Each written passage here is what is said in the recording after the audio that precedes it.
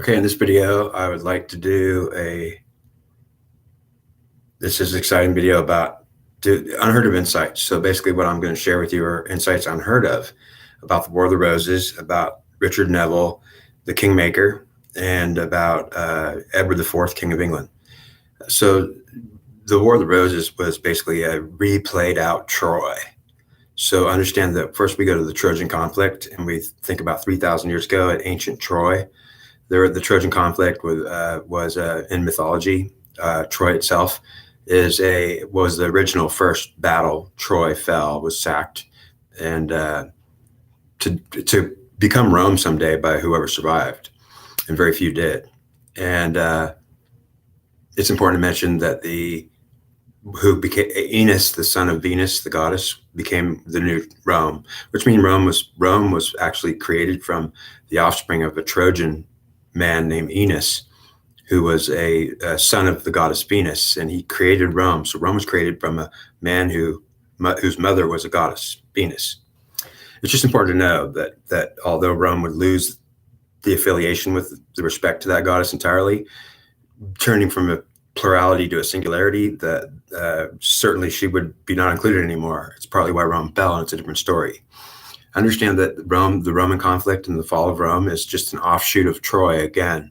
First we have Troy, the Trojan conflict, then we have Rome, the Roman conflict, and then we have the fall of Troy first, we have the fall of Rome second, we have the we have the War of the Roses third, that I'll point out. Now there might have been smaller conflicts between Rome falling as a result of being the same thing as Troy falling, as a result of the same thing as the War of the Roses being fought in England. So the War of the Roses was a specific type of war that was ultimately between the masculine and feminine, women and men. So the collectives fighting in that War of the Roses, was like no other. Meaning the War of the Roses was just another Rome falling, Troy being sacked. Now it's the War of the Roses for 30 years, a war that lasted 30 years. So we're going to look into some insights about what was wrong so the War of the Roses is not just an important war or subject to search and to research, not just because it's the War of the Roses and it just happens to be a 30-year war that took place in the late 1400s, but because it's actually just a reenactment of the same exact conflict over and over again. And ultimately, there were many of them, many smaller ones in between these larger three. But the sacking of Troy originally, the first conflict, that was the original conflict itself. The sacking of Rome, Rome falling, the same conflict at Troy, now happening in Rome again. So we fell twice now. And then falling a bunch of times in a bunch of wars up into 1400s, where the War of the Roses was fought, a 30-year war that was, again, it was the Trojan conflict happening and the fall of Rome again. So how do we link all these three together? Well, so I'm going to do it. So I want to talk first about Richard Neville and who he was, and what he meant. Now, Richard Neville was called the Kingmaker. He was the 16th Earl of Warwick, and he was a Earl of Warwick that was living in the 1460s and 70s. 50s, 60s, and 70s. 1450, 1460, 1470 would have been about his reigning time. And he was called the Kingmaker because he had been a man who was singly responsible for opposing King Henry VI and taking him out of power. In fact, also putting Edward IV into power, also trying to bring a French queen into play in England, which didn't happen because Edward married someone else, and we're going to talk about all that. So he was pivotal in trying to orchestrate the divine feminine presence in France through a princess that was supposed to marry Edward. So first of all, let's talk about just Richard Neville and who he was. They call him the Kingmaker. It's because before he was dead, he would be in his life the richest man in England by far. He had so much money that he could throw it away and couldn't spend it all. He had the support of the divine feminine and women, and he got his power from a woman who owned property, who had property rights, which was very rare in England at that time. If a woman had property rights, well, women couldn't really own property, but there were very few select women that could own property, and even so, yeah, very few. So if they were special somebody's, and his aunt was a special somebody, divine feminine woman. I would have said she came from the goddesses of Troy. That's what he would have said. He would have said, my aunt's a goddess of Troy, reborn, like for a joke or whatever. And he'd probably be not joking. Maybe he thought he was joking, but ultimately I would say I would take it serious. So basically, and it's not really funny. I don't mean to laugh at it. So understand, this is to be taken very seriously, even though, I'm careful not to let myself be silly, or I'm just saying that I apologize for that little laugh there, because I didn't like it. It's part of me that likes to lighten up things or make them less important than they are, and they are as important as they are, and they're very important. So I'm trying not to take it too lightly. Richard Neville would have been feeling very important as a man, as a rich man, could get whatever he wanted. So he literally could do whatever he wanted with his money and have whatever he wanted. So he was called the kingmaker because he didn't want to be king. Now, why did he? Well, he was a wannabe king that didn't want to be king. So understand that. A wannabe king that didn't want to be king. And the reason why was because he knew that by placing himself in a kingship, in a place of a position of a king, he would absolutely oppose himself against the divine feminine, which his aunt probably told him that, like, if you become king, I'll be against you. I don't like the kings of England. We're all against them, ultimately, but that's a secret. They probably wouldn't admit that. But yeah, that's what he would have been privy to, is the knowledge that if I become king, I'm going to be in trouble with the divine feminine. They won't like me, and they'll be directly opposed to me because of it. So I can't be a king, even if I want to be. And he was rich enough to buy his kingship. He was probably the richest man in the realm at that time, literally, and I'm not exaggerating. Richard Neville was a billionaire at the time. He was an Elon Musk that had all the money, and he probably had a lot more than Elon Musk has today, for real. Yeah, literally, he was rich beyond measure. He because of that, he hired he was the first true adversary of hiring a mercenary army.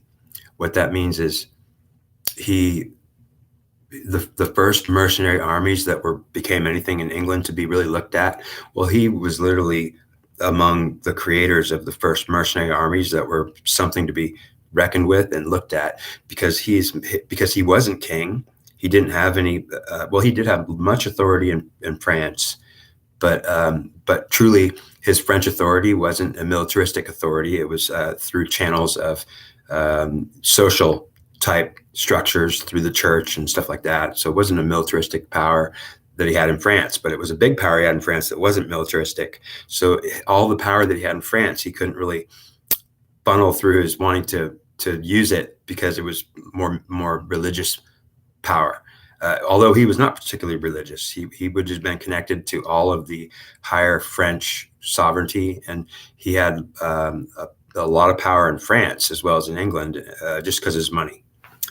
And now he would have had a plan, and ultimately I want to talk about his plan a little bit. I want to talk about Edward IV now, and talk about how Edward IV was an 18-year-old kid. And well, I'm not going to call him a kid. He was a man, and a great man, ultimately a great king, ultimately in question king, maybe not a valid king, some say, but I would say he was very valid.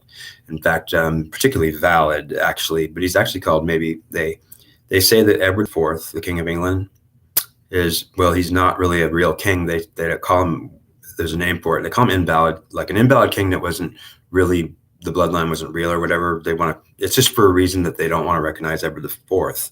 Now I'm going to talk about in this video all about it. This will be a long video. It'll be an hour. I want to talk about a lot of this exciting stuff and understand these are unheard of insights into the War of the Roses, into the Trojan conflict, the fall of Rome, the behavior of masculine and divine feminine collective, the men and women fighting, the backstabbing, poisoning wife to the husband that beats his wife to death, buries in the backyard with the dog. Like, ultimately, that kind of thing went down. Husbands killed their wives by punching their lights out to death. And ultimately, some of the behavior during the War of the Roses was men would beat their wives to death, or the wife would poison the husband or kill him when he was sleeping. And it happened a lot. It happened so much so that that in the War of the Roses, it was happening a lot. So what I'm saying is that wives killing their husbands in their sleep, it became an epidemic behavior because of the Divine Feminine Collective literally feeling that strongly about how they wanted to remove the masculine authority from the world. In the War of the Roses, it was absolutely terrible, the poisonings that took place, the number of poisonings that took place. Women would poison their husband. That was a big way to kill them, and they did it often. It was their method. They would get boiled alive for it as witches, but that's a different story. So Richard, the Kingmaker, Richard Neville, who was the Kingmaker, he was originally destined to bring the divine feminine, or the divine feminine presence of the women. So understand, because of Richard's relationship with his aunt, who put him in power under what they call Latin suo jure. So suo jure is a term, suo is the first word, and jure, jure, is a Latin term for taking power in one's own right, taking power in one's own right, holding it in one's own right. And it's also usually in regards to in someone else's name. So if I was to take power in your name, but holding my own right in your name, I could take power in your name, as it's my power.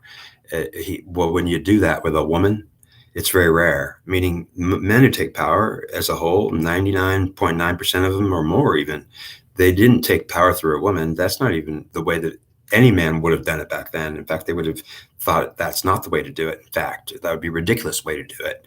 But ultimately, there was a term in Latin called suo jure, which actually was a term for it, which meant that if a man took care of a woman's property, and women were so not allowed to own property, which means that if a woman owned property, she was special, somebody, a rich woman of the greatest baroness, and some probably relative of some great empress or something. Yeah, because you just didn't.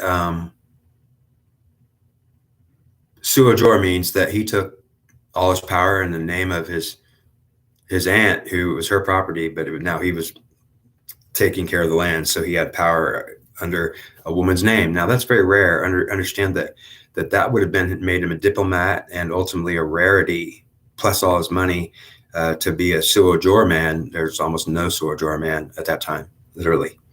Probably there was on a handful of women that owned property were allowed to, and his aunt was one of them that had a lot of property, like a king. But yeah, so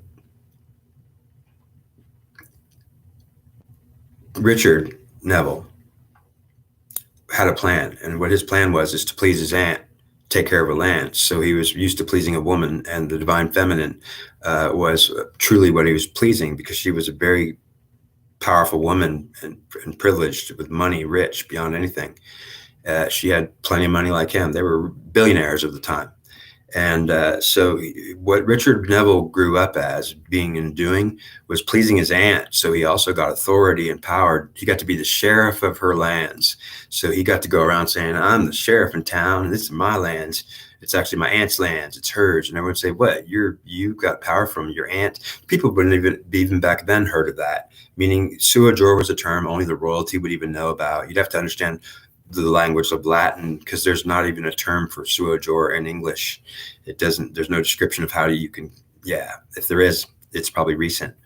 So he was already used to pleasing women, and ultimately his aunt, so he could be powerful. It's why he did it. And ultimately he did it genuinely, meaning he wasn't just doing it just to get to power, but maybe that's ultimately what it seemed like. And he would even agree that's why I did it. But ultimately I'm being genuine. I'm recognizing that it's her that I get it from, and I'm the sheriff though. So she's not out here being strong and tough and ruling the land. I am. She's sitting back at the house doing nothing. It's my power. I got it all. Well, ultimately he loved it.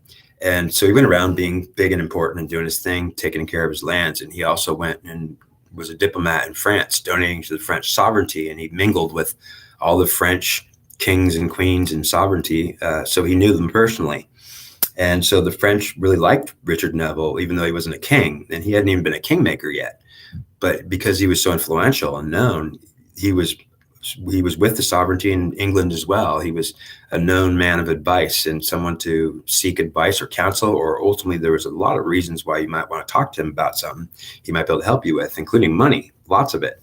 So he was always being asked for, people were asking always the time to borrow from him. He was hiring his army, which was he had an army at the time that he used his personal money, and he went across the land searching for the most heroic fighters and veteran fighters of the 100-Year War that came before it.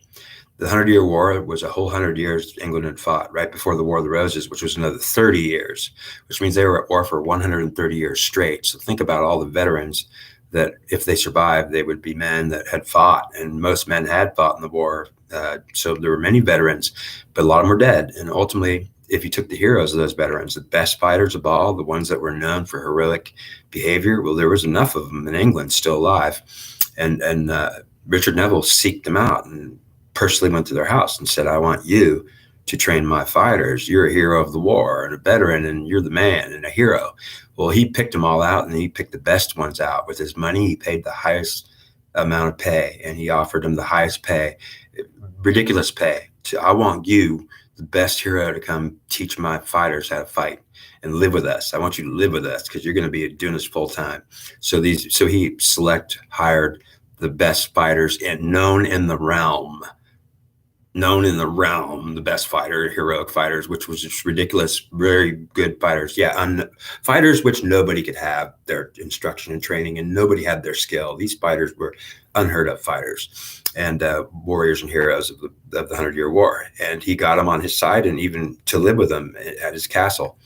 And he also then started them training an army slowly, what they call mercenary army. It's they're soldiers that are just for money. They're not for anything else but money. You just pay them money, and he paid them good money, really good money.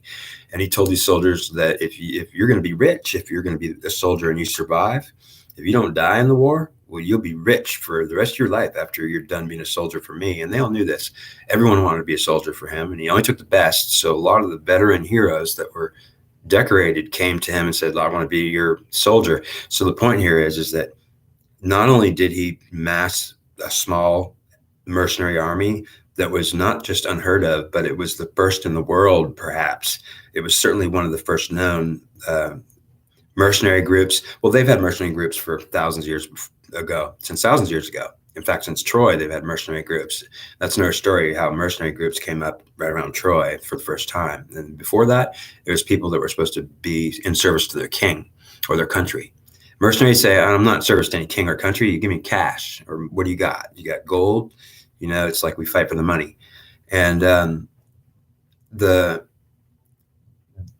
he trained a mercenary army that was so badass that it was feared. In fact, the kings of England feared it, and they ultimately loved Richard, so didn't consider him a threat. But ultimately, he swore he'd fight for anybody, and he had an army that would march, and he'd march around with them that in peacetime, and it was the best in the world, actually, best in England, the best in France. It was better than any of England, what England had, better than anyone France had, because these were mercenaries that were picked out with his billionaire dollars. Like Elon Musk is shooting rockets off to Mars because he's got the money. No one's got the money to do that. These rockets that he's shooting off are the best rockets in the world. They're better than what the government of the United States could make. So we're talking about a private guy who can make rockets better than a country could, or a government of a country. So it's something to be looked at as spectacular. So now let's move into what we're going to talk about is we're going to talk about Edward IV for a minute. And Edward IV was the King of England, and he was, he started out as an 18-year-old kid. So there was a man, his father, named Richard York. And Richard York was a single-minded man who was not probably having her much in his head. He certainly wouldn't consider her much any other way. So if you look at a man named Richard York, he was a descendant of the Plantagenet kings of England, which were a whole line of them, starting with King Henry II. And so his father or grandfather was John of Gaunt, I believe, or a descendant of John of Gaunt, and which was a very key man, John of Gaunt, because he He was the man whose sons would spawn the two houses of York and Lancaster. So understand that there was one man named John of Gaunt who was a descendant of King Henry II, and even goes back to Fulk, King of Jerusalem. So there was a whole royal line of kings, of the whole Plantagenet line of kings, of the most reckless kings from King Henry II to King Henry VI. They were up to six, or not including six, but I'm not sure where the Plantagenet line split off exactly. But where John of Gaunt, one of those descendants, was his sons happened to be the two sons, I think his second and fourth son. They made one of them made the York line, which became a whole line of the whole family of York, which understand our countries. We have New York as one of our big cities. Understand New York was after York, the family name York. The Yorks there's two York kings. One was Edward IV, and the last one was Richard III, his little brother. And so New York, our city, don't think it doesn't have anything to do with the York family itself. In fact, New York was named New York, and York was picked as the second part of the name. The New York is as opposed to the Old York. The Old York was killed off. In fact, Edward IV and his brother, which came for a 2-year term of being king, Richard III, right after, were the last two York kings to exist, and all of the York line was murdered off. That's what I'll tell you. So if any York line survived, then it was certainly in the unknown pages of the record books. No one, it was off record. If there was a York that lived, it was off record because they murdered all of them eventually. And at least the men line, some of the women might have survived, York women, I'm sure they did. Well, in fact, I know they did. The women survived. But what I'm saying is that maybe the York line up to Richard III is not even in existence anymore because it was killed off. Now, the Lancaster line, coming from John of Gaunt, from the two sons, the Lancasters was another line of the other fighter. So in the War of the Roses, there were two families fighting, and they came from the same grandfather, the same dad. So the Lancasters came from the line of Plantagenet kings, which were called the Lancasters. It was a group of what was called Lancaster family, and the women had a large part in being in charge. In the Lancaster line, the behavior of the Lancaster family was slightly different from York. The York line of family line was a York of single-minded men who didn't believe that women should have equal. Well, I mean, ultimately the Yorks were men who led their family and headed the household, and didn't allow the woman to be thinking she could do it, because she can't. She could be in the kitchen. And ultimately, so the York line would have been seen as male chauvinist pigs. Certainly they've been called everything like that, and in fact tried to kill them off, calling them even shouldn't exist. So it was just because they were men who were single-minded in nature, also didn't have the feminine, meaning they didn't take her in spirit. They weren't empathetic or sympathetic towards her cause or her grief, because truly the York men would say, honey, I don't got you. There's no spirit of feminine in my head, woman. I'm a man. And so the Lancasters didn't do that. You have to understand the Lancaster family is much different from the York family, even though they came from the same line of Plantagenets. The Lancaster line the behavior was very different. The men in the Lancaster line of men and family, the men often let the women believe they were in charge. Mostly, if they wanted to believe it, they would allow them to believe it. And it came to more extreme than that many of the Lancaster men would actually let their wives rule the household, especially when they were gone, to take care of the house. Who's going to do it? The wife and the kid. So basically, the Lancaster women had much more power and ability, and truly much more power and ability, and truly the Lancaster, the temperament of men of the Lancaster line was much calmer, much not so temperamental. They certainly let their wives do the talking, and they would even let them do the leading. So, and where that wasn't the case, it certainly might not have been, because some of the Lancaster men were wannabe York men. So they might have been trying to control their wives and fighting with them, and it could have been a lot of personal secret struggles, which they'd always hide. Back then, a wife fighting with her husband would not show anyone, which meant that when husband and wife fought a conflict, they had to hide it. Basically, it wasn't proper to argue in front of the children, so they wouldn't. But then that took self-control, because they would have to control themselves so that children didn't even know what was really going on. They'd have to hide their fighting, and then they'd fight viciously behind closed doors and in secret and try to cover it up and hide it. And they were used to actually thinking that's the behavior. Like, you don't go put your business in the world, or we don't have to argue in front of them. We can go in the room and kill each other. And ultimately, that was Lancaster belief. But ultimately, the York men and the York line would not even allow the wife to have she's, honey, you're my wifey. Get in the kitchen and make dinner, and I'm the man. And truly, there was, if you look at it, I'll tell you that the York women were more happy as a whole, if you ask me, in my opinion, because although the Lancaster women have more power, they were less happy big time. In fact, because they had to fight for that power a lot and keep fighting for it constantly. And ultimately, it made the Lancaster women very combative and in a disposition against men. Although the York women could be that way, most of them were not that way, surprisingly, because the York men were so insistent on, I'm the man of this house, and ultimately, honey, it's not even arguable. You don't even tell me anything about how we're equal. We're not. So it's like, well, basically the woman could have a stance to take on that. So my husband says that he's bigger and better than me, and he's the head god of the household, and probably thinks he's God, but ultimately, like, yeah, so what can I do? And many of the York women took a surrendering position that said, he treats me like a queen. He gives me everything I want. So as long as he gives me everything I want, I don't care if he's in charge. He can go ahead and think he's God. And basically the women would reason that. So York women would say to themselves, like, well, fine, he thinks he's in charge, but he's really not. But ultimately he really is. And she couldn't say much.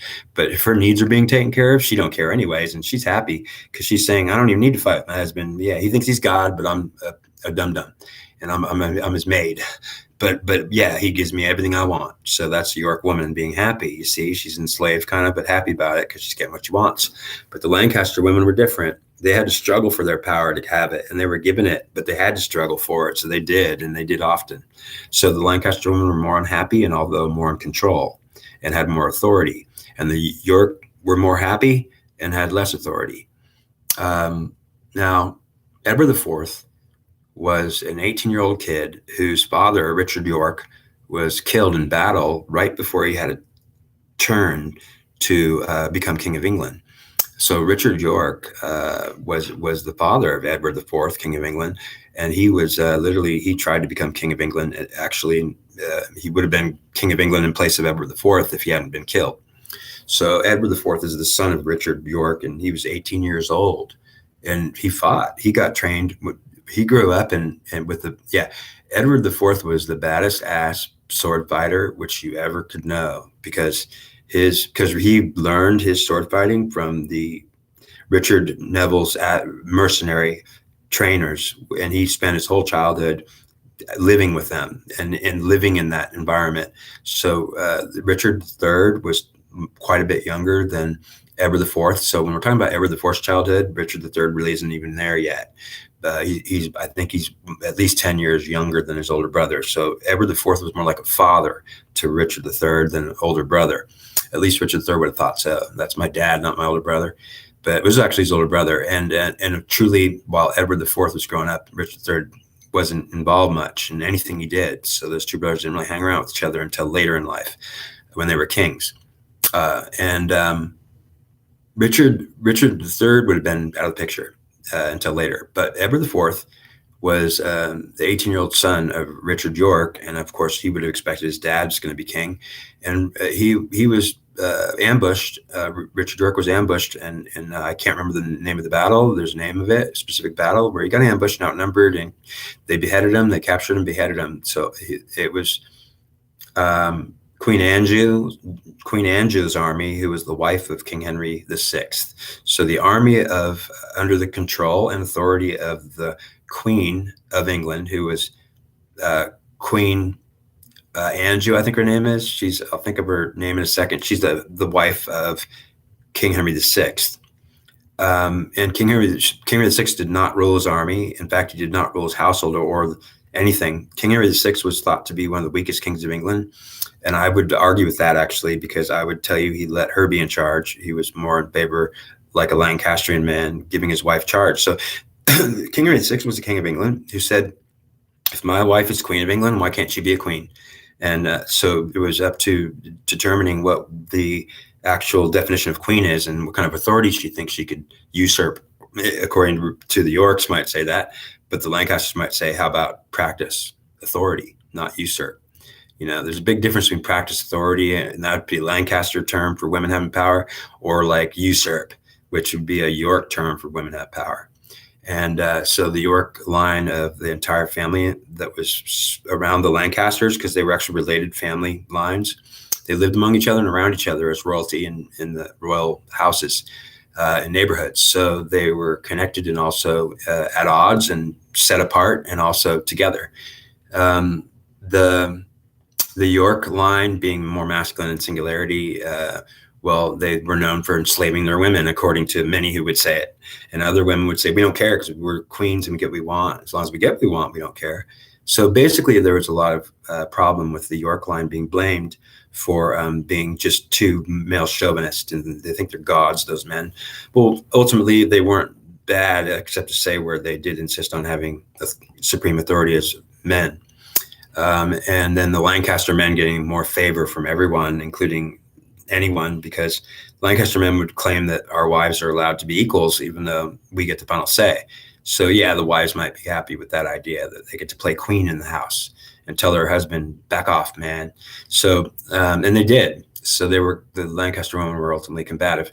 And so Edward IV was the 18-year-old son of Richard III, who was killed in battle. And it was a surprise. No one had thought so. They were all shocked. Of course, Richard couldn't believe it, because he was going to support Richard York coming into power. Now let's talk about that for a second. Why would Richard Neville being so first of all, understand in France, Richard Neville had a title for a representative, and I can't remember what the name is. There's an actual name for it, but I can't remember it. I wish I could, because I should know it. There's an official title he had of a representative of the Lancastrian family line. Although he was not a Lancastrian, he was a Neville. His line was not a Lancastrian family line. Richard Neville had a title through the French government, which actually named him some important man of the Lancastrian family line. Now, why would they do that? Because Richard was an influential man that was loaning money to a lot of people and important people. So they thought they were always letting him be the most popular guy. He was always the greatest man. Here's the man of the hour. Here he comes. Like, he was always like getting the most popularity. Everyone loved him, supposedly. At least they pretended to. And so he was in France. He was actually awarded as the protector of the Lancastrian family line. And there's a name for it. And so but through France, not through England. So England didn't give him any title. In France, they gave him the title, the protector of the Lancastrian line. It has a different name, but it was the same thing. So why would he actually have that title? Well, that's an interesting question itself, and it has part to do with everything. He actually supported the Yorks to come into power, and specifically Richard York, who was the King Edward IV's dad. And why would he be putting in a York man who's known to be a single-minded a-hole, excuse French, or excuse the English? He was actually considered to be, well, what they would have told you is that the fact that Richard Neville would do it, what he did was absurd. Of course, all the Lancaster women would say that. It was utterly absurd and uncalled for and utterly appalling that he would try to put that male chauvinist pig into power as a king. That would be women in the Lancastrian saying that. And the Lancastrian men would say that, well, we're not really bothered by it, but yeah, we could see our wife's points, and our wives are being bosses now. So ultimately, and some of those Lancastrian men might say that or not actually be honoring that truth. Honey, you could think you're in power, but you're really not. So the fact that he put when you look at that truth, that he was given a title from the French sovereignty for being a protector of the Lancastrian family line. Well, he was a representative to protect everybody and advise them and give them all kinds of advice, because he was an important representative for the divine feminine. Understand that his aunt, and all his power, Richard Neville's power, came from a woman, and what they call a Latin term, suor jure, which means that there's a Latin term for when a man gets his power through a powerful woman. And back then it was unheard of. So let me tell you, it was next to unheard of. There were probably a handful of women in the entire England world, of British England, that had the property rights to own property. And because women were not allowed to own property back then, only men. So if a woman owned property in England, then she's far and few in between and special. So he had his power through a woman who was that special. And what I'm going to tell you is she was actually a woman from the goddess, probably Minerva, or it could have been Artemis or Hera. And it could have been even Athena, but it could have been all of them too, or any one of them and not the other. I'm not sure what her actual influence was coming from the divine feminine, but let me tell you, there were dead goddesses that were in her that were not in the goddesses anymore. And it's because, let me tell you something, the divine feminine influence in Troy was a divine feminine influence that came from goddess heads, Minerva and Hera, a whole bunch of them that were in goddess bodies and were real. So as silly as it is to believe that a goddess could be real, or there could be a goddess head body that's actually a goddess body, yeah, like it looks like a human, it's a humanoid, but maybe it's bigger and taller and made of a different substance, it's an immortal body.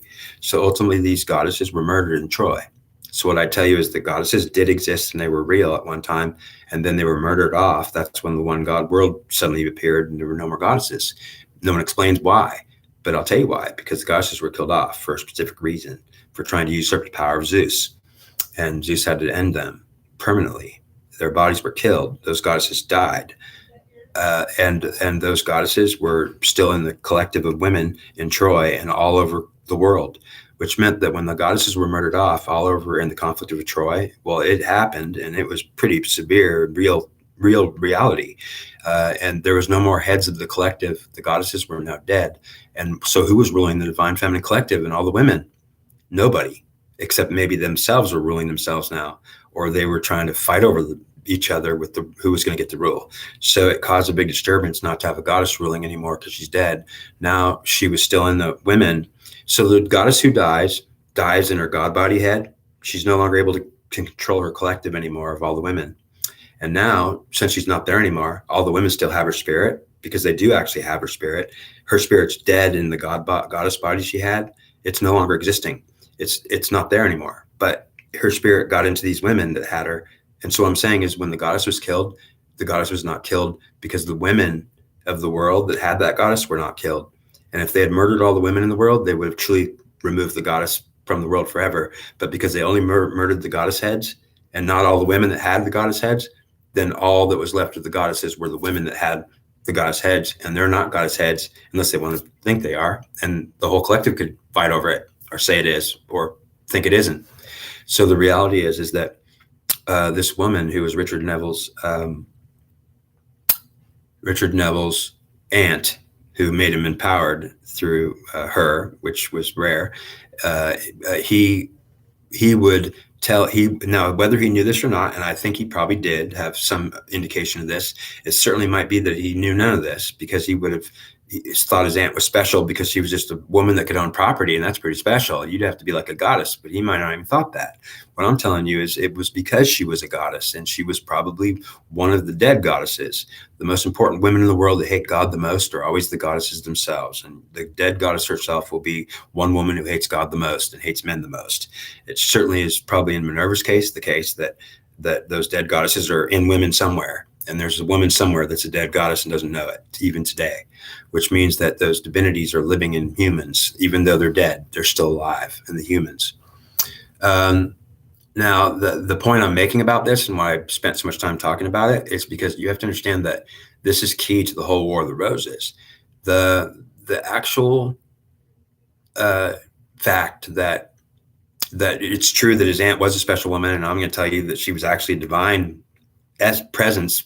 So she wasn't just by chance a special woman. She was a divine presence, actually, of a goddess.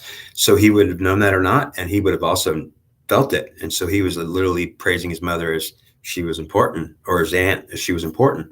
And yeah, I'm going to do whatever she wants, and I'm representing the divine feminine myself. In fact, I'm definitely saying, yeah, every part of it. I respect it. In fact, I own it. So he was also controlling the divine feminine collective. So Richard Neville, as a man, because of his position with his aunt being under a woman, and now he's in charge with he's being empowered through her, which is a sua jure term, Latin term, which means that the man has power in his own right through a woman above him that can own property, and that was the goddess presence.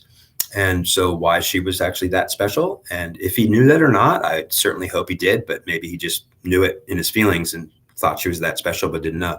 But regardless, the point here is Edward IV, the 18-year-old son of Richard York, when Richard York was murdered on the battlefield because the women murdered her, the Queen of England, who was in charge of the army now, because King Henry VI wasn't even ruling his army.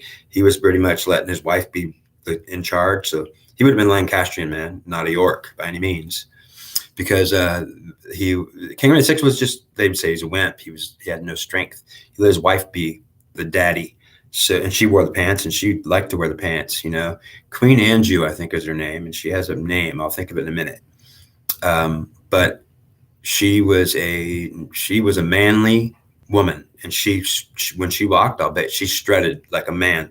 She certainly had the spirit of a man. In fact, the spirit that was supposed to be in King Henry VI, the man, was in his wife, because she took it from him. Whether he gave it to her or not, I believe he gave it to her because she insisted she wanted to rule with it. But understand the spirit of the masculinity of York, the line of York she hated, was what she was using, that she took from, she also hated it. So she was a little bit twisted. Understand that a woman who takes the spirit of the power of masculine authority, well, she will take it, the masculine authority, and understand she'll have that masculine authority. And so she is a man, not a woman. A woman who takes masculine spirit for masculine authority, if she actually takes it, it's not a feminine one. Feminine has no authority. So if she takes a feminine spirit, she won't be in anything but a mother. And everyone will say, like, why you don't have no authority? You're a mommy. No, I'll take my husband, and then I'm a woman. Ultimately, that's how they did it. So you have to think of it in terms of Hillary Clinton is just Bill Clinton. How do you think that Hillary Clinton can be in politics? She's her husband, and she could take his spirit. It is her husband. She is her husband. You're saying Hillary Clinton is Bill Clinton? Well, yeah, I'm saying her spirit that she uses for authority in politics is Bill's. He likes it. But anyways, otherwise she wouldn't be allowed to rule. If she was a feminine, they would say, you're just a mommy. Get out of here. I thought you were ruling with us. Okay, let me take Bill back. So King Edward IV was an 18-year-old kid now, and I'm going to move into Edward IV now. This story is really important. This is a lot of important information, unique insights. Edward IV, who would become King of England after Henry VI was removed from power, after Richard Neville fought at, I can't remember, the Barnet or Barnes or Barnet. I might be wrong. I don't even know the name. It's the first battle that he ever fought when he took over. Richard Neville attacked King Henry VI's army. So he attacked England. Richard Neville, who was an ally of King Henry VI and was in England as a baron, and one of England's best, actually went against England. So he would have been known as possibly making a civil war, or ultimately, he was actually some of the trusted part of the bulk of royalty in England, and he went against King Henry VI. He actually attacked King Henry VI when he saw his opportunity come up after Richard York died. And what he saw as opportunity was Richard York's son, who was 18 years old, Edward. And Edward was, he was the best 18-year-old kid with a sword that you would ever know. And he could kick anyone's ass with that sword. And that was no joke, because he spent his entire life living and learning with the best in the world that were sword fighters. Taught Edward IV how to sword fight. So he was not just good, he was the best, and rare best. That's also why he led his army. Edward IV was one of the few last kings. His actual brother was the last king to lead his army. He was in the front. When he fought, he didn't hide behind soldiers. He was in the front leading them. And that was a characteristic of York empowered, single-minded men who had the spirit of a masculine in them. Is a singularity, which doesn't have the feminine. So yeah, he certainly wouldn't have been able to relate to a woman that quickly. He would have been busy being a man, and only a man. And so Edward IV, as 18-year-old, Richard Neville would have he would have had an opportunity, and this was that he thought, well, if Richard York died, and he would have had nothing to do with that. It wasn't that he caused that. No, he would have been. That's a bummer. But I could put his son in charge and have more control, and it would have been a coincidence. Some would say that he might have had something to do with Richard York's death, and I deny it utterly, equivocally and totally, because I'm going to say that he would never backstab an ally, and not even an enemy. Perhaps he wasn't into backstabbing his enemies, let alone his allies. His behavior was honorable and very upfront, and very courteous and gentlemanlike, and so he was very good, a good man for a killer, and honorable. So he made Edward IV King of England by telling him something. Now we're going to get into specifics here. Now, this is where the story switches into concentrating on Edward IV and this very important specifics here. These are all specifics that won't be in a history book. If you read about it, you'll never get these details ever. So Edward IV, being an 18-year-old kid and a really good sword fighter, so much so that he was like popular. Everyone knew he's the best. He was the best. And he led his army as fighting with Richard Neville, and he was up in the front lines, leading everybody and fighting, putting himself in danger completely, and winning completely. So totally being victorious as a king who fought at the front lines with his soldiers leading them. It was heroic. Edward IV was truly a hero type mentality. That was truly a brave 18-year-old kid that, yeah, he had the best training in the world. So he was pretty competent for good reason. So basically, Edward IV was an 18-year-old kid that had a chance to be king. Now, why would Richard Neville put him in charge? Well, there's many reasons. Some would say it was obviously because he's an 18-year-old kid. It's his puppet. So Richard Neville could be have a puppet. Yeah. So what's King Edward but the puppet king of England for Richard Neville, the kingmaker? And ultimately, that's what many would say and accuse Richard Neville of doing and being. You're a wannabe king who doesn't want to be king because you want your little 18-year-old boy to be king so that you can your puppet. And truly, that's what a lot of them would say. And truly, it's probably had some truth to it because it was certainly convenient. And he could say, I can make this 18-year-old kid a king, and I'm the kingmaker now. And ultimately, he'll do whatever I want, which means I'm really the king behind the scenes. So so Richard did it, and he got him, took him into power. Now, this is where everything that goes wrong between Richard Neville and Edward IV after this, and much does, and everything that goes wrong with England and between England and France, and much does, is all because of what I'm talking about here, the relationship between Richard Neville, the kingmaker, and Edward IV, the 18-year-old kid who gets to become King of England, Edward IV. The relationship between them is good for the first 10 years, and King Edward ends up having 2 stints of kingship, and they're 2 10-year periods. So he's a king for 10 years, he loses his kingship, and then he gains it back for another 10 years. And they're different periods. They were very different times. 20-year period in all that Edward IV would rule, and Kingmaker would be dead by the end of one of them 10 periods. So Kingmaker would die at about 10 years into that 20-year stint that Edward IV would finalize that whole collective result as his influence without the Kingmakers, which was the ultimate triumph and victory for Edward IV, and also a big loss. So we'll talk about it. So first of all, what we want to know about Edward IV and the relationship he had with the Kingmaker was the Kingmaker did kind of want him to be a puppet. So he knew that. So Edward IV, as an 18-year-old kid, having his father just been murdered by Queen Anjou and her army, well, he would have been aware that I'm going to be your puppet king. And okay, cool. I love it, because they were personal friends. And basically, Richard was older, much older than Edward. Edward looked up to Richard as an uncle, or a dad even, or maybe older brother that was way older. So he was a father figure to Edward. And Edward would have loved to have volunteered to be like, yeah, I get to be the puppet king. And he probably joked around about it. But basically, maybe he thought it was funny too. But ultimately, it wasn't Richard's actual true intention to make him a puppet king. And that's why, so he can get some power. Because Richard already was rich beyond anything, and he can get whatever he wanted. And he was so popular in France as a royalty, like a movie star, like Brad Pitt. He was more popular than Brad Pitt will ever be. Just because of his status and being rich. So the reality is that he was truly maybe a wannabe king that didn't want to be king actually, and it was true. He didn't really need a puppet, but he said, if I do need a puppet, I do need a puppet. So maybe I do need a puppet.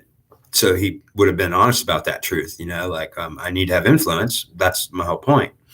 So he had a plan though. So here's the plan: that whatever Richard Neville would have told King Edward, everything that went wrong, we're talking about the whole 30 years of the War of the Roses, was over this dispute between these two, this character dispute over character traits and fighting between each other. Their relationship would make the entire War of the Roses go all bad and everything go wrong. In fact, end in Richard's murder by Edward himself, who did kill him, and then Edward's death that took 10 years long and drawn out as he got sick slowly and died in bed from, well, probably a lot of health issues that were long and drawn out, which meant that Edward truly suffered, although he survived Richard by 10 years, and also ended up in the ultimate final collective influence victory. So see, Richard Neville's influence was extinguished, put out when he died, when Edward killed him.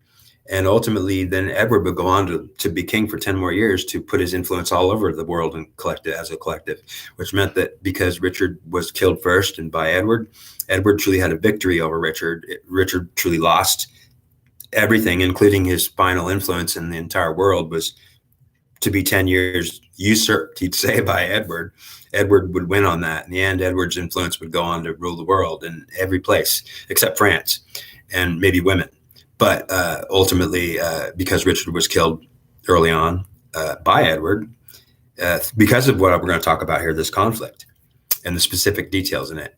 So, it meant that Richard Neville, unfortunately, he lost a lot of victory in that he was killed early off in the 20-year period of King Edward's reign. And ultimately, Richard's influence was not only lost, but it was removed because they fought in such a grievous way and were against each other. Edward spent a lot of time after he killed Richard in removing all his authority, wherever it may be. And then he paid for it with his own death and a long, drawn-out sickness. So it was sad in the whole thing. The whole thing went bad. It was a 30-year war altogether. And so I understand that Richard Neville had a specific purpose. And I want you to know that here's what is not going to be in the history books. The specific purpose Richard had was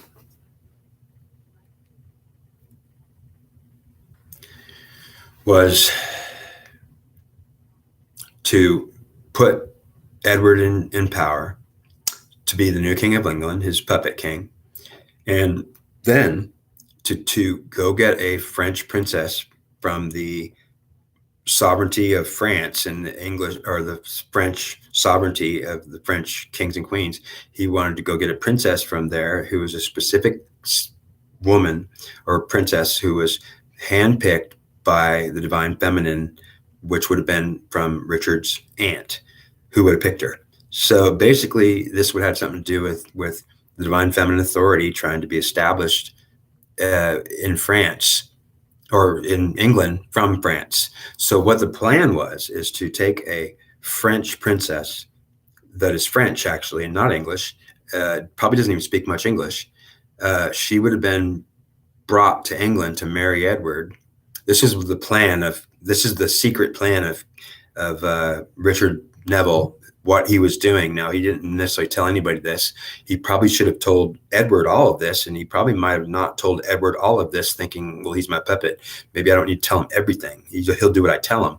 And that would have been a mistake right there, because I would have wished he would have told Edward everything. I think that had a lot to do with, maybe he didn't tell Edward some things. He just expected Edward to be his puppet. And Edward said, I'll do it. I love it. I get to be king, so I don't mind. And so it started out as a great probability, a great solution, like, cool, they both loved it. And but it went all wrong, because see, Richard, when he made him king and he became king, Edward IV, it was all great. They were two buddies, and it was the best. They were closer than ever to each other. Like, they would die for each other. They fought next to each other in battle. They had the greatest, closest relationship, Edward IV, with Richard Neville, the kingmaker. They were not brothers, but more like father and son, brother and father, or whatever, and very close, and would die and defend each other to death, literally. So Now that relationship would go right from that great, and it was that great. It was at the zenith of the best possible between two men. Loyalty unheard of, and love for each other unheard of. And basically, it would go from right there, like this is a trophy relationship between us, to a catastrophe in the making over a couple years, which would be catastrophic within a few years. For every reason, it would cause every problem in a mass way. The whole war would last 30 years over it. So what happened is that what the plan of Richard Neville is to get a French presence from the divine feminine goddess, and understand whether he knew this or not, that it was from a goddess from Troy, an ancient goddess. Well, I'm telling you, what I'm telling you is real here. What I'm saying is that these women who were special and empowered very rarely were actually divine feminine goddess women who had the spirit of probably one of the goddesses herself. And it would have been in one woman, not in all the women, except it was in all the women next, meaning what is less important than a dead goddess in some woman? Well, it's nothing. It's not very important, but it's much less important. So let's say there's one Minerva who died and she's still alive in some woman, and some woman's Minerva herself, but doesn't even know it because she's got Minerva spirit. And then that spirit that she's got, that is her and is Minerva, and she's just some woman because Minerva's dead. They killed her. So then she's just some woman now that has her. And then that spirit is in the woman, the spirit in the woman that has it, that's her, is in all the whole human race of women. So that all the Minervas in every woman are not the one Minerva that died that's in one woman, and that'll be some special queen of queens or or his aunt or something like that. Yeah, I wouldn't know if it was his aunt. Richard's aunt was actually was the Minerva or the Artemis. She was a goddess that probably had died and was in a human body now, just immortal. She didn't know. She probably would have and she might have known. She might have known. Understand that. So the fact is that she might have actually known who she was. She said, "I'm the dead goddess, Minerva." And that's mythology. That's not even real. Well, no, it's for real. And she's still here today, wherever she is. I don't know. So basically, she won't even know. And understand that you would think a dead goddess that could be some head woman called Minerva. So there's Minerva, the goddess that was murdered. She's in some woman now because the goddess is dead. Well, you could say she's like a celebrity, right? She'd probably be some homeless woman that had nothing, because ultimately, understand that if she was actually the real dead goddess, she'd feel like such a failure. She has no authority, no power. She's just a mortal that dies now. She gets sick. She's subject to every aging process. Do you understand that if the goddesses died and came into mortal bodies and were in some woman, they would feel like such a failure, that they had lost a tragic loss, and all they could focus on was the fact that they had a tragic loss, and it would be the one special goddess you think should be like popular or something. She'd be the biggest loser, or some woman that was against men and hated them all and was murderous. Yeah, it would be some twisted personality that was not popular or famous or liked. It might be she was in prison, or maybe a murderer, mass murderer. Truly, it's because as all the dead goddesses would appear in somebody, they certainly would not only be emotionally and mentally destroyed, but they'd have every bit of memory of their entire catastrophic history. Like, I used to be a Minerva, the goddess. Now I'm a human woman, and I don't even know. So I feel like I definitely lost out big time. What happened? Oh, I don't know. Maybe your husband hates you. No, it's worse than that. What? I don't know. Truly, it's emotionally disturbing. And it could be disturbing for a man who is ultimately coming from some dead god. That there's many of them, and trust me, they're still all here in this world somewhere. They probably wouldn't know anything about any of this, like what they used to be, except a big failure is what they are now. And now, so Edward IV could have been anything special like that, truly, because he was a spectacular sword fighter that was so good, and that he was truly able to be competent enough to fight the head of his army. And he put himself in such danger during so many battles. Edward IV was truly a hero and a true remarkable fighter of something unheard of. You didn't see, and you never would see ever again, fighters like Edward IV, who fought with his sword so valiantly and bravely and greatly, and with such skill that he was like fighting like a god. In a sense, that's what they'd say. He fought in the front, didn't run. He was the one that rushed into battle by himself, and we followed him. Ultimately, that's just rare, because if you look at all the kings of England, there's only one other king that would be like that. That's obvious right now. And a lot of kings were like that. certainly the whole Plantagenet line could have been doing it and did it, but it was a behavior of men, manly men. And Richard III was the last king of England to die in battle. After Richard III, he was the brother of Edward IV. So those were the two last Yorks. They were also the two.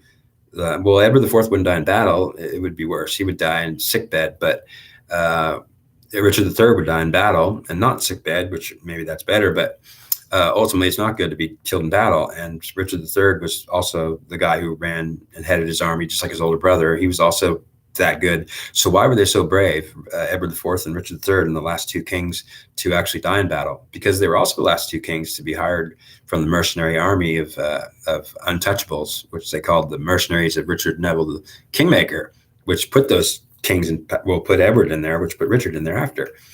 And so they literally were that good, and that's what gave them that much confidence. It's also why you could see them as the last two kings that ever fought, and from their front ranks. After Richard III, there would have been Henry VII, who would fight in his own battles, and he did fight at the Battle of Bosworth, where Richard III was killed. Unfortunately, Richard III was backstabbed by Henry VII's uncle, who was on Richard's army side and betrayed him. So basically, Richard was betrayed and killed by his own men, and ultimately because he was betrayed in the worst ways, which is a story in itself. What we want to know here is what happened between Edward IV and the Kingmaker. The Kingmaker, Richard Neville, was wanting to tell Edward, "You're going to marry a French princess. I'm going to go get her, and you're going to be the King of England, man. How's that? Oh, I love it. I got to marry a French princess. Yeah, I'm going to go get her. So you're king now. And we've been partying for 3 weeks, and now it's time for me to go to France and get your wifey. She's a princess of France, and she's coming over here because she's a divine feminine goddess, probably from Troy, ancient Troy. She's a special spiritual woman, which is actually, special. So we're going to put her influence in England. That's my plan, because my Aunt Mommy, that gives me all the power and makes me rich beyond anything, billionaire, she says that she wants to do it. And I'm saying, okay, Auntie Mommy, if I'm rich and empowered, he got his power through his aunt, mother, a woman of an owner property woman. So she was special herself, one of them divine. And so he was trying to help the divine feminine put those goddesses back in power. Understand that is exactly what he got. That's exactly where he got his power from, was his own aunt, who was actually the one in the power. His power came from her. It's called suo jure. It's a Latin term. S-U-O is the first word, and then J-U-R-E. It means that a man's getting his power from a woman somehow, and it's a Latin term that is not an English term unless it is recently. And the reason why it's important to know that is because it doesn't happen ever. It really doesn't. You'd have to be really some special woman, and there's no cases where, unless it's really that divine. And I'm saying it is divine. That's what makes it a term. So Latin language would have understood that term. English language wouldn't even have the term for it, most likely until later, if at all. And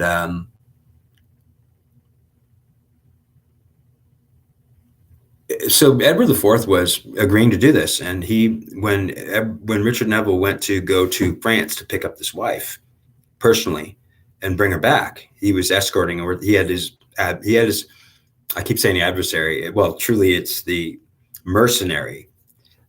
Truly, they are adversaries more often than not. But the mercenary army was such a badass army that where we went, nobody would mess with them, and they were scared of that army. And so that army was going to escort the princess from France to England to the house of the castle where Edward was. And the whole plan was, and Edward knew this, the whole plan was, I'm going to get your wife. It's going to take a couple months because I'll be there on other business for a few months. So I'll be back in like 4 months, Mr. 18-year-old King of England now. So you behave yourself. And so Edward's son's like, cool, you're going to get my wife? It's going to take you're going to be back in 6 months? It could have been 3 to 6 months, 5 months, I don't know. But it was several months that he'd be gone. And so Edward was like, I get to be king by myself with even out. I don't have to be a puppet. So I'm going to be king, and I get to go around doing whatever I want. So he really took the time when Richard took off to go to France to get his wifey. He took the time to be having a great time because now he's not even under the thumb of his puppet master. So he probably did go around doing everything he could, thinking he was free and don't I get back, I have to marry some princess and do all this stupid stuff again. But right now I'm going to party. And he partied a lot. And so he partied with women and he was into social drinking and he liked to talk to women a lot. So he would flirt with girls and he'd flirt with a lot of different girls. And he's a king now, so he could flirt with all the girls if he wants and choose any girls he wants. So he did, and he took advantage of the entirety of it. He was probably a gigolo kind of behavior. Yeah, truly. Yeah, I'd tell you he was no doubt a gigolo actually, but in the behavior, yeah. And he probably was very nice and liked it. And it was fun ultimately, but he would be probably doing everything he could to get whatever he could as have a great time. And then he would meet Woodville, Elizabeth Woodville, a woman, Elizabeth Woodville, and she was from a line that would be destroyed. Her line would be ultimately ruined and destroyed as it went down later because a lot of the ancestors of Elizabeth Woodville, who became the Queen of England and the wife of Edward IV, she was, eventually 100 years later or so like it could have been 100 years, her descendants were not only destroyed, but they were burned as witches and also hung, drawn, and quartered as traitors of England. So in fact, her family line was not only destroyed, but selectively sought out to be burnt as witches at the stake or even boiled alive. And also men who were hung, drawn, and quartered, and even women who were hung, drawn, and quartered, where they cut you up and pull your bowels out and take off your private parts and hang you and then cut your head off and basically hang and then display it on a gate. Her descendants would all go through that. In fact, a lot of the lines of York were all destroyed that way. But it's very sad. And so Richard III, or excuse me, Edward IV would have been partying while he'd come back to get. So here comes Richard Neville after he goes and does all his stuff in France to be Mr. Important and grab the wifey princess. He comes back with his badass army and he's displaying it, showing it off, taking his time, thinking the life is great too. And everything's great. And all of England loves it. And all of France loves it. So far, so good. Perfect. In fact, perfection itself. It couldn't go wrong. It's a blessing. There's nothing wrong with it. Okay, good. But it's about to go to hell and back. So the Richard comes back with the French princess a few months later.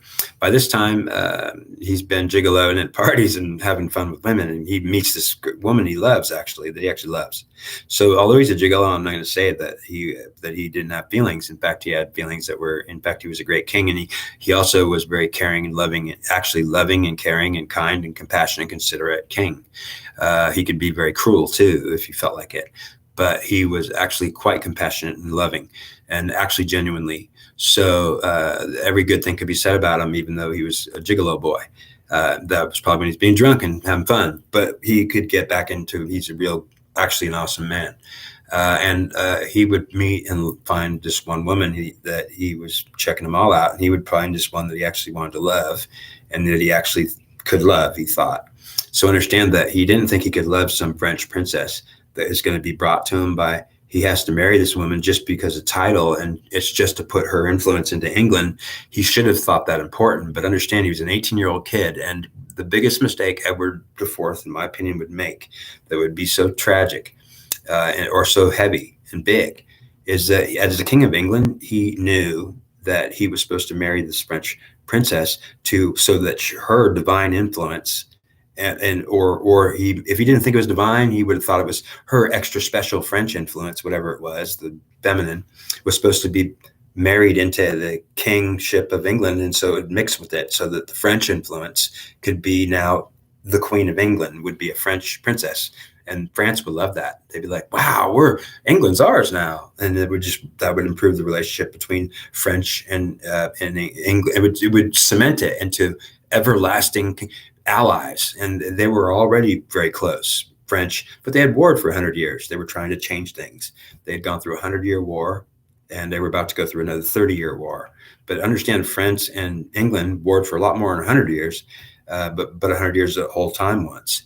And when when Richard came back with the wife, Edward was already married to. This had been months and months past. Edward's already married to his new wife, whom he loved a lot, and he was ultimately a faithful husband. I think. Well, probably not completely faithful, but that doesn't matter because he certainly was a was faithful. We might as well say, yeah, he was a good husband who was actually a good man, great king, and he was also invalidated later for a lot of his behavior that they didn't like. And part of why I mentioned he was a gigolo was because that's partly why they would disqualify him as a king of England that was valid, because of his behavior. And ultimately, you won't see this in our records. They'll just say that Edward IV may have been not a valid king.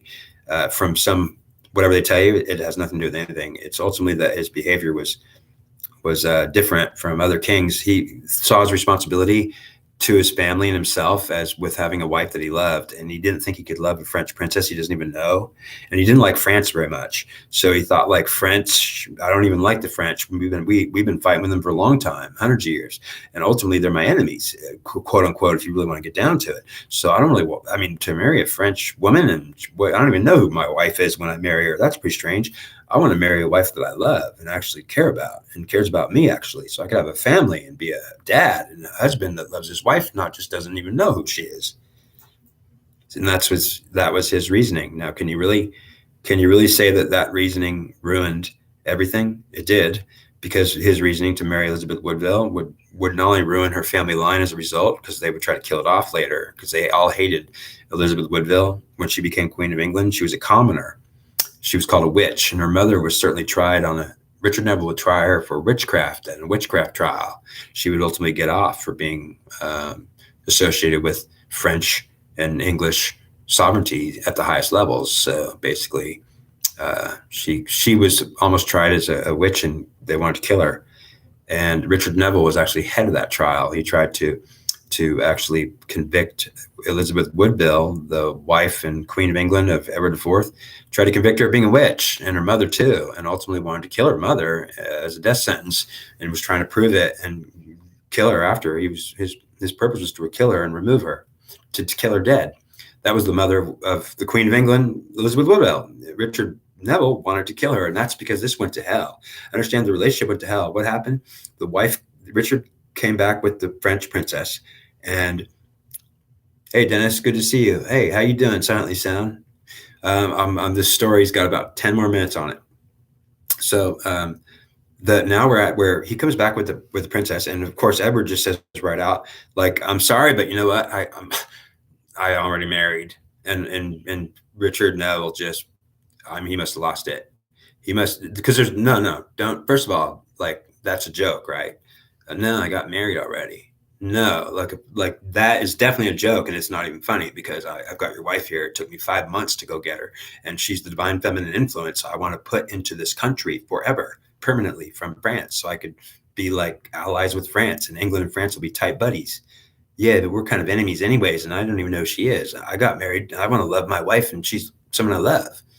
Okay, but I'm trying to tell you that she's not the divine feminine influence or goddess I want to put in here. I went and got a goddess from France, and we want the goddess in this god world with us. I'm trying to put the divine feminine influence from France into this England of ours now, Mr. Edward. And Edward's like, yeah, but I already got married because I love my wife, and I wanted to have kids, and I want to be a father that actually picked his wife.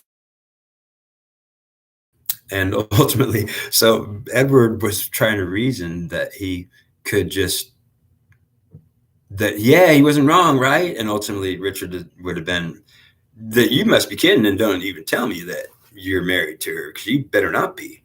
And so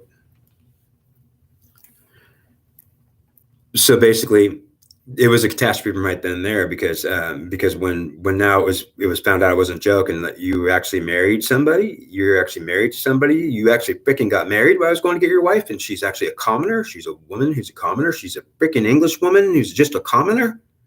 Well, the truth is, she wasn't. In fact, her mother was of a line of royalty, which was from high area. Yeah, so truly, Elizabeth Woodville was a commoner by the fact that her mother was not famous at the time, but her mother's mother was a famous empress somewhere, and basically her mom had royalty and sovereignty. So basically, it was only Elizabeth that just didn't have any kind of royal privilege. She was just kind of a mother, and just a commoner English woman. And yeah, that would ruin everything.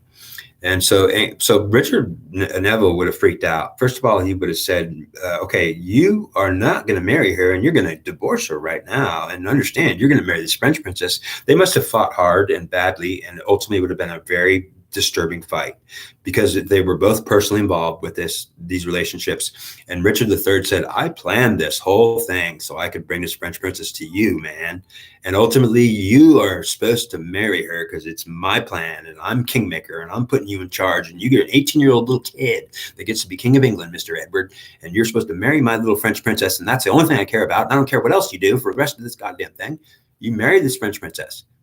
And he would have said, I'm not going to do it. It's too late. I'm sorry. So it would have been such a disappointment, because understand, it ruined everything. It ruined everything because it said that the goddess of France, or whatever that divine feminine influence of greatness was coming into England to be a part of it forever, was not going to get to be a part of it all forever. And France would have been so disappointed, and was, which means all of France and the sovereignty thought it was the greatest thing ever when they find out their wife is returning home.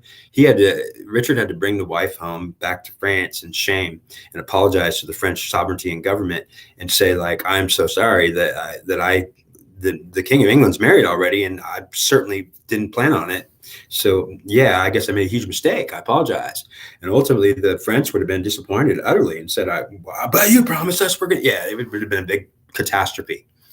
And so then he went back to King Edward IV with his new wife, now all in love and honeymooning. And Richard would have had a big problem. And it would have been, I am pissed at you, boy. And you are the king of England, but don't you forget who put you in power. And you have now done everything against me. In fact, you've ruined my entire plans for this entire country forever. In fact, my aunt is so pissed at me, and she can't believe that I'm allowing you to be king of England when it's too late and you're already king. Now what can I do? And he's like, yeah, well, I am. And I got a wife, and why don't you love her? So now they're at odds, and they were like best buddies in the greatest relationship to not even friends anymore, and now at odds and even hating on each other and blaming each other for ruining the world, ruined everything. You ruined my entire plans. Well, you ruined my entire plans, or if I married her, it would have ruined everything. And so basically, yeah, it was that point they would split forever as anything good. And it would go to death and war and destruction from there, because they would actually try to kill each other. And ultimately, Richard would capture him in war and take him out of power at some point in the future, and then jail him for a while and threaten to kill him, and then also beat him into submission and make him agree to do what he wanted, and then put him back in power. And that would be his own destruction, meaning when Richard had a chance to kill him later on, which he did, he had him in prison and basically was playing daddy with him again, trying to instruct him, boy, you better listen to me. Well, ultimately, he let the boy live and let King Edward live again. And when King Edward got free, he got smart and said, I'm not letting that happen again. And so the next time they got in conflict, Richard got killed by King Edward himself or his men, just killed him in battle. He was ultimately betrayed and tricked, and that's another story. But let's get to the conclusion here, which is what truly happened in England that made Edward IV who he was. Well, truly, he was one of the last Yorks that would come to the United States and become the new York.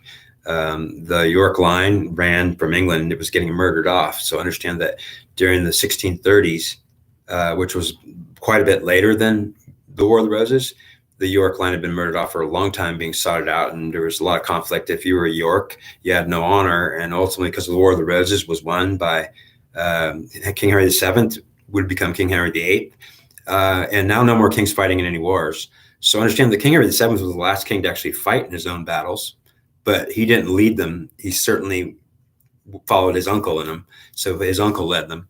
And so King Henry VII was unique in how he led his men and fought his own battles. King Henry VII was going to be fighting with his uncle, who was his uncle taking care of him, who was not going to be king, but his great favorite uncle once he became king. So yeah, King Henry VII actually followed his uncle and stood behind him, but up in the front lines, but ultimately wasn't making decisions and didn't have the whole commander mentality of like what Edward IV and his brother Richard III had. They were the commanders themselves. They were the best sword fighters you could ever find in the world. It meant that they didn't fear rushing into battle and challenging many men at once, because they were of the skill that could actually challenge many men. There were sword fighters good enough, trained at that time. If you had the money and you knew who to get training from, and specialty training, it was elite specialty training. And understand, Edward IV got a specific version of the greatest kind of it, and so did Richard III. So they were both not just exceptional sword fighters, but probably the elite of the best of the best. And ultimately they could prove it. Their confidence showed that it was that great. And the whole point being that the last two kings to die in battle were them two, the two last Yorks. York would become synonymous with male chauvinist pig and single-minded fool, or men that are enslavers of their wives. And basically all York family line would be known as a manly men type ruling godheads that will enslave their daughters and tell their wives they're not equal. Sorry. Well, it's true, and it's also not true, because the York line was ultimately a single-minded male masculine collective of spirit, and no one even knows about this. Understand that what's important to know about this stuff is that the York line was a singular masculine spirit that got into men that were in the family line of the Yorks, and it was a spirit that was an actual living spirit. And it was a singular masculinity that didn't share with the femininity, because it would possess the body as a singular masculine and take it all up as, it's mine. It's not hers. And I'm not sharing it. I'll share with her, but she can't share my head or my body with my spirit. My spirit's mine, and I'll keep it, the whole thing. It's all mine. She can't have none of it. So ultimately that's a York. And the York would just be a man who's manly and he's single-minded. So understand the behavior of a Lancaster man is not the same, because the spirit, the Lancaster man, is not the same. So when you look at, like you're saying, that like these family lines took different spirits that were actually different, absolutely. The York line took a singular masculine, what they call ego, and would become egotistical and would be an ego. There's different kinds of ego, and it's different, behaves differently. There's Aries ego and Leo ego. So it's from first house or fifth house, or first pantheon spot or fifth. It comes from Aries or Eris or Apollo, the sun god. So where does ego come from? It comes from truly Eris, the god of war, in first pantheon spot, or Apollo, the sun god, who's his older brother. They're both sons of Zeus. So how does all egotistical behavior in this world rule? And ultimately it comes from, there's a version of ego that comes from what they call the devil or Satan. So we'll get to the last part here about devil and Satan and what they have to do with all this. Understand that the devil is a singular masculine that is not sharing its space in its possessed state with the feminine. It's not with her. And in fact, when the singular masculine possesses a body, as the devil might do it, it certainly might just be a man doing it, and it's not the devil. But understand, what you have to know is the devil is just a singular masculinity that is a spirit that gets into a man. They call it egotistical ego, coming from two places, the first and the fifth. So it's either the first, it's more harsh and misbehaving, or from the fifth, it's more refined and learned how to behave. Either way, it could misbehave and will be rebellious and behave badly in every way if it feels like it. So the point here being is we're looking at the behavior of the York line as a whole. The York line as a whole was coming from mostly Eris or Aries, or the god of war. It was a devil. Ultimately, the York men were hated because they were devils, and they would have been called devils. Those men are devil dogs. They're mean, they're nasty, and they don't care. They're not compassionate, and they don't have any empathy or sympathy whatsoever. They don't. So understand that the spirit of the York line, it's not his fault. He's not sharing his space in his body with the feminine. If he was, he would have compassion, sympathy, and empathy. So what makes a person have empathy or sympathy for anyone is sharing of masculine and feminine in the body, which means now let's talk about Lancastrian men.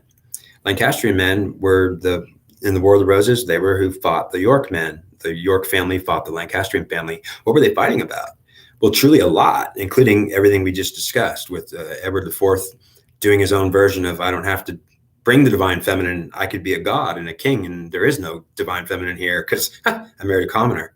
So ultimately, whether he knew that or not, that was the truth, and that's how damaging it was. Meaning, by saying we can't have a divine feminine presence that's actually real in England with us, because yeah, he blew it for everyone. So they could really get mad at Edward IV and say he really ruined it for England, ruined it for the divine feminine and everything. And he didn't try to do it. He was not trying to ruin anything. He was trying to find a wife he could love. Do you see how misplaced everything could be and how wrong it went?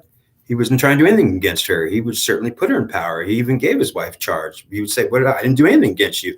Well, you missed it, boy. That's what Richard would have said. You freaking missed it, man. You needed to marry that French princess or else it all went to hell. And so he would just say, all I was trying to do is find a loving wife. Yeah, well, that's the tragic, unfortunate thing, is they all have their sides of the story. And it would get much worse, because not only would their conflict come out into the whole war of York's, Lancastrian men would have had a spirit from fifth house, not first. So if ego comes from first and fifth, so it'd be Eris, the god of war, in the first pantheon spot, or Apollo, the sun god, and it could also be the devil or Satan, because they would take these two forms of masculinity as masculine entities that are quote unquote evil or bad. Understand that Satan's not a girl, but he might have her. So understand that if Satan said, I have woman in me, it's feminine, it's in me, and I'm Satan, but I'm a man and I have masculinity in me, and I'm maybe a bad guy or an evil person. Well, ultimately you'd say, wait a minute, so Satan's got a woman with him? So he's not a York? No, he's a Lancaster man. So Satan's a Lancaster man? Yeah, he's got feminine with him, in him, possessing him with his masculinity. He's got mixed. That's why he lets his wife be in charge, kind of. You mean like the Lancaster man's letting his wife rule in the house because he's actually got feminine in him? Sure, he's got empathy. He's got sympathy. He's actually kind of feeling for her and saying, well, maybe she wants some power. Why shouldn't I share it, I guess? Because he's actually got her feminine spirit in him. He's sharing it with his masculinity. He's not just having all his masculinity like the Yorks do without sharing it. So you see that what happens to Satan would be just an entity that's masculine mixed with the feminine, that is going to be considered bad or evil. And what's bad or evil about it? In the Lancaster men, nothing. So Satan wouldn't be in the Lancaster men, because they're letting their wives rule. The wives are not going to call him Satan. But understand when they will call him Satan, when they won't let their wives rule, or when they're saying they could be in charge, but they really don't mean it. So, honey, you could be in charge, but not really. Yeah, she thinks she's in charge, but not really. Well, she'll get mad about that. Am I in charge or not? I really want to be. And don't say I am if I'm not, because she's actually looking for that authority. People think that authority can be had when it's baked, when it's given, when it's borrowed, when it's stolen, and sometimes usurped. And the reality is that spiritual authority is real, and it's powerful, and it's actual. It's in position or not. And so there's always going to be conflict, and there's always going to be a potential war, and there's war after war and conflict after conflict. And it's been happening since Troy, the last 3,000 years. And so be aware that the Satan and the devil are going to be two entities coming in that are so much a part of this world that you can't get rid of them. Certainly, if it's the devil, well, you'll know the difference between him and Satan, because understand that Satan is going to have her. He's a Lancaster man.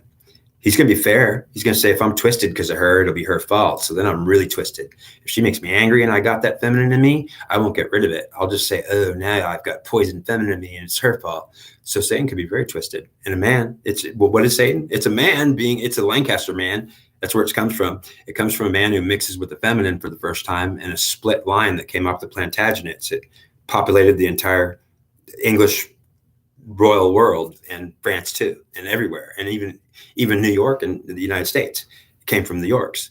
So they had to leave England because they were like we're all getting dead here. We need to go. And this was 200 years later, in the 1630s, that this was going on, where they were establishing a New York somewhere. We're going to establish a New York because the Lancasters took us all over, killed us all off. Ultimately, Edward IV and Richard III would be the last two York kings of heroic sovereignty, of greatness, who fought in their own battles and also at the front, charged in, and were always first at the point. It never happened again. And understand that, well, it happened one more time, and only somewhat with the seventh, Henry VII. Now understand, by the time King Henry VIII came in, the future had changed forever. So what was so different about King Henry VIII and coming into reality? King Henry VIII never fought a battle and was never on the battlefield. He never even went to the battlefield. In fact, every war or battle that King Henry's armies of England fought when he was in power for like 40 years, so there was quite a few little battles King Henry VIII not only didn't ever go out in the field, but he didn't even dress up in armor, other than if he liked to do it wherever he did. Wasn't in the war. King Henry was literally not the king that was going to go to battle. In fact, he would just tell his generals, "Okay, you do it. It's over that way. I'll be in the castle eating a burger." And so basically, yeah, he didn't fight. He didn't go to the battles, and he would just have his generals do it. The very first behavior of kings behaving like we do fight today, like the president sends the generals of the army into war and the president stays at the White House. That's King Henry behavior. And after King Henry was king, all the kings have practiced that custom. And so it changed with King Henry forever. And King Henry was the one who actually behaved differently for the first time. A king that didn't go to battle, didn't show up or get near the battlefield, in fact, sent his quote unquote what they would call new generals, or whoever they would be. The generals of his army would be told in town, now you figure it out, go out there and kick their ass wherever they are, find them. And then the generals will be actually put in charge to do everything, including orchestrate the entire battles and as far as every kind of part of how it's done, which is very complicated and involved. Let's see, what else? Silently Sound. I think that you used to come and watch me in my other videos I used to do. And so that name looks familiar, sounds familiar. So let's see what else. I think I'm about done. And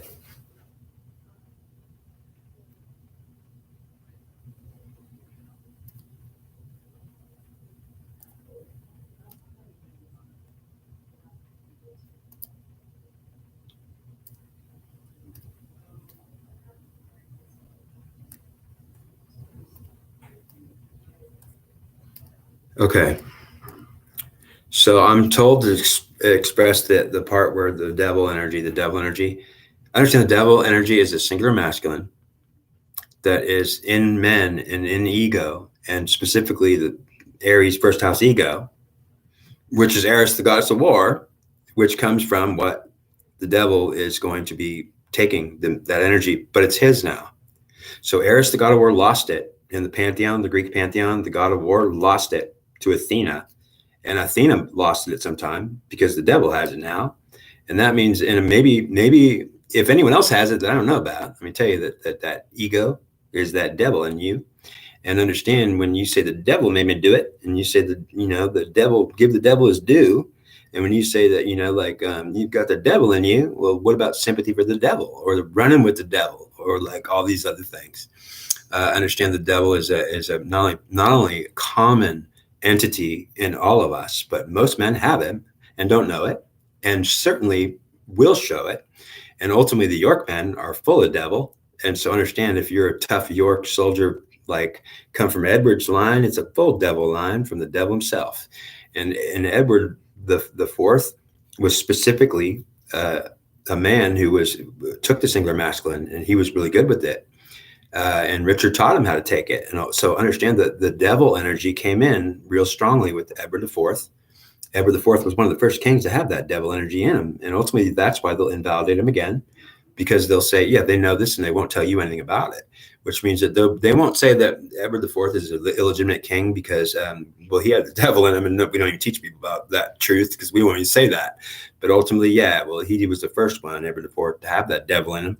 And ultimately, Richard III, his brother, wouldn't take that devil, but he had Satan because he thought it was the same thing, but it wasn't. So ultimately, the Satan is now mixed with the feminine. So what did Richard III have as his brother that became king for 2 years after he died? Satan. So basically, Richard III had Satan. He certainly was a very awesome king, and I would have trusted him with my life. Richard III was a loyal, awesome Satan. And ultimately, what does that mean? Well, what I'm saying to you is, if the truth hurts you because you're too delicate, then I hear Jack Nicholson saying, you can't handle the truth. But ultimately, if you can handle the truth, well, here it is. Handle it. And the truth is that if we don't even know what we're doing. Satan's in most people and all over the place. and hiding, and Satan could hide and you would never know he's in you. And ultimately, if it's the devil, well, he's different from Satan and also like a brother and also the same. So they're an entity that's different and the same, and it's mixed. It's also not mixed. That's because the devil's singularity as a masculine without the feminine, and Satan is a mixture of feminine and masculine and isn't a singularity. It's a plural. So what does Satan mean? Satan's a plural that has feminine and masculine. It's a Lancastrian line. Well, they'll hate me for that. How dare you call the Lancastrian great honorable men Satans? Well, I'll say that they were the first men to establish a woman's rule during the War of the Roses that had a ruling factor as a masculine that took her. And that would be what Satan does when he's saying, I'm in charge now and I got her. And if she's not nice to me, I won't have empathy for her. I'll have apathy for her. So ultimately, Satan's trying to take the masculine and feminine in the world and have it. And that's what's called Satan. And the devil says, I ain't got her, and screw that feminine. And that's what he's doing.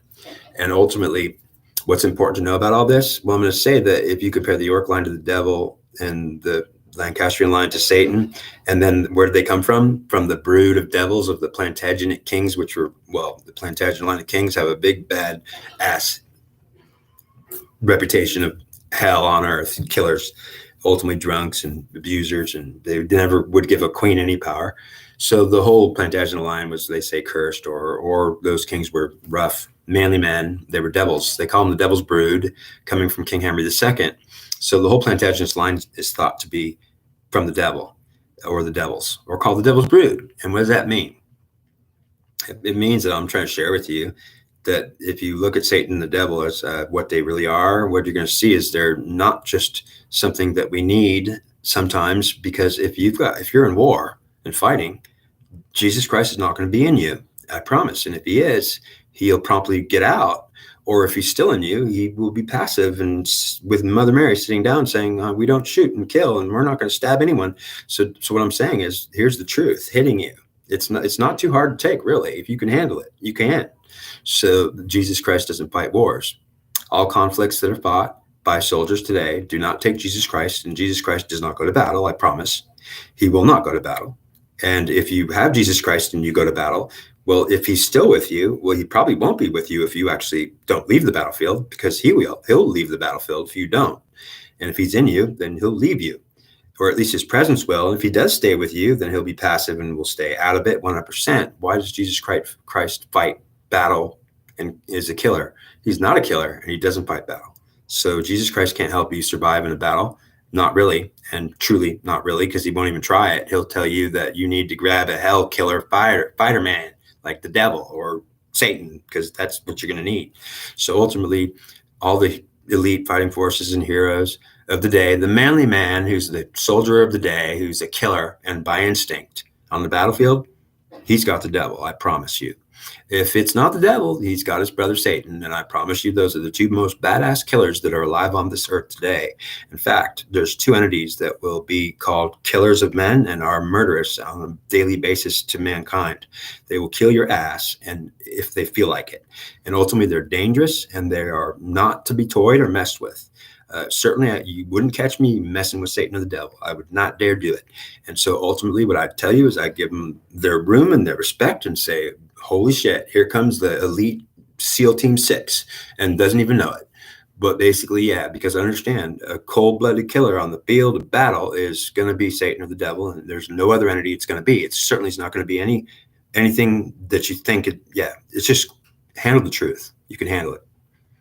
That what will keep you alive in battle are the two meanest, deadliest entities that will be bad, and they are badass. So you'll need them in battle, and when you are on the battlefield and you are in trouble, you'll need them.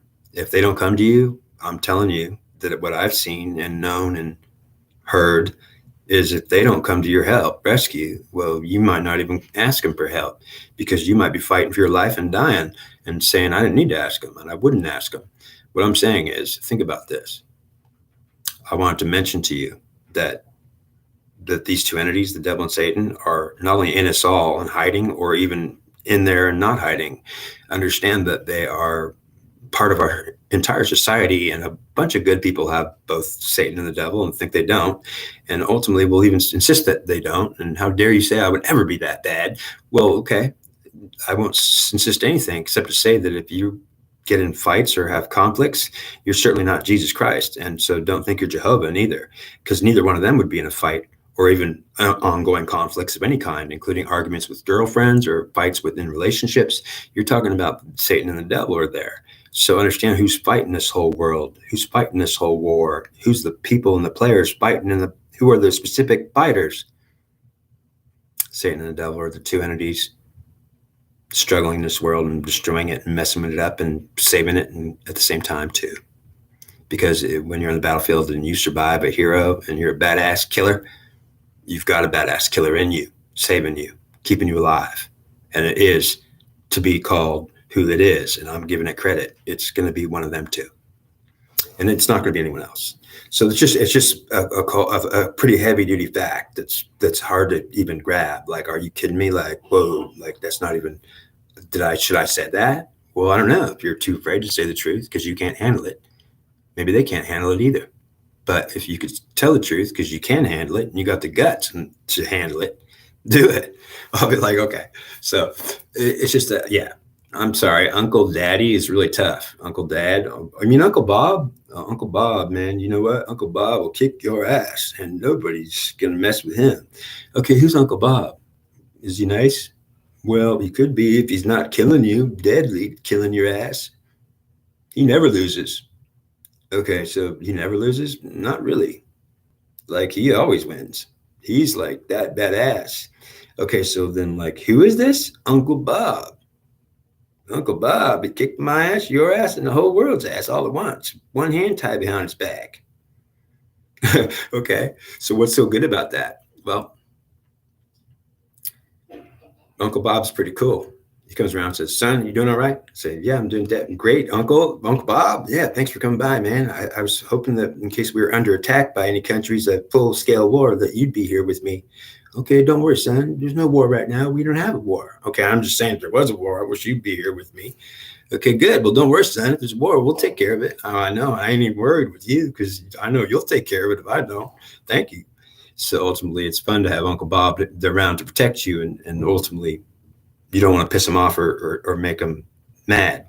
And that's what I'm trying to share is that the great thing about it is don't be so worried and afraid of the devil or Satan, because maybe they're just a part of this world, and they want to be recognized too. And they don't like it if they're trying to save your ass in battle and you won't even thank them for it, but you're praying to Christ. They're going to say, that's not even fair. You know, like you'll be like, yeah, the devil will jump in you and save your ass in battle. And then you'll be like saying, thank you, Christ. Thanks, Jesus. And he'll say, well, I'm getting mad now. You've been thanking Jesus, but you should have been thanking me. I didn't even know you were here. I didn't know you saved me. I mean, you know you didn't, and you're not going to know. But I still don't like it if you're thanking Jesus. He wasn't even here. Or if he was, he's not going to help you because he can't. He's Jesus. He's not a warrior. He's not a killer. He's not going to take on that mentality. It's not Jesus. It's me. Oh, you're the killer mentality. So when Jesus is a killer, it's you? It is. And I'm not Jesus. Okay, great. So what should we do? Be thankful towards you? At least acknowledge me. I've saved many of your asses all the time. And you should owe me. And I don't even come around telling you anything. And you don't even know I saved your ass. And I saved many of your asses. And you don't even thank me. But you go thank Jesus, though. And I don't like it. Well, I wouldn't like it either, I suppose. They're thanking Jesus when you saved them. That's right. And they don't even know I saved them. And that also makes me angry. I can't even get credit for what I do. I don't even get credit for what I do. Don't even want credit for what I do then. Okay. Anything else? No. That's it. Thanks for coming. And if you have any trouble with spirits, just be realistic about how you're not judging anybody. You're not judging anybody. And ultimately, those spirits are not going to be hurting you. They're not after you, and they're not after me. It's a matter of the reason why we are in trouble and we get messed with is because we offend them. It's the last thing we want to do is offend those strong spirits and entities because they're here to help us and protect us sometimes, especially during wartime. And that's it. Okay. I'll see you. I hope you enjoyed this whole big, long story, and I'll see you in the next one.